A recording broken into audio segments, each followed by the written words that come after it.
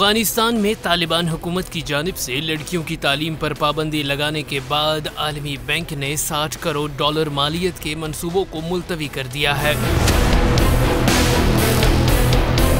عالمی بینک نے لڑکیوں کے اسکولوں کی بندش پر تشویش کا اظہار کرتے ہوئے کہا کہ افغانستان تعمیر نو ٹرسٹ فنڈ کے تحت شروع ہونے والے تمام منصوبوں کا مقصد خواتین اور لڑکیوں کو ہر شعبے میں مساوی رسائی ممکن بنانا ہے۔ خیال رہے کہ گزشتہ ہفتے بدھ کو طالبان حکومت نے لڑکیوں کے سیکنڈری اسکول کھولنے کے چند گھنٹے بعد پھر سے بند کرنے اور طالبات کو گھر لوٹ جانے کا حکم دیا تھا، جس پر طالبات میں مایوسی کی لہر دوڑ گئی تھی اور اس سے قبل طالبان حکومت نے بغیر داڑھی والے سرکاری ملازمین کو بھی نوکریوں سے معطل کر دیا تھا۔ یاد رہے اس سے قبل بھی طالبان حکومت میں لڑکیوں کی تعلیم پر پابندی اور ثانوی حیثیت کے مسائل پر ضرورت سے زیادہ زور کی وجہ سے حکومت کے قیام اور عالمی حمایت میں شدید مشکلات کا سامنا تھا، لیکن گزشتہ سال اگست میں برسر اقتدار آنے کے بعد طالبان نے پہلے سے مختلف اور جدید طرز پر حکومت قائم کرنے کا ارادہ ظاہر کیا تھا، مگر اب تک کے اقدامات طالبان کے دعووں کے منافی ہیں اور اگر یہ صورتحال جاری رہی تو طالبان حکومت کو عالمی حمایت ملنا بظاہر مشکل ہے۔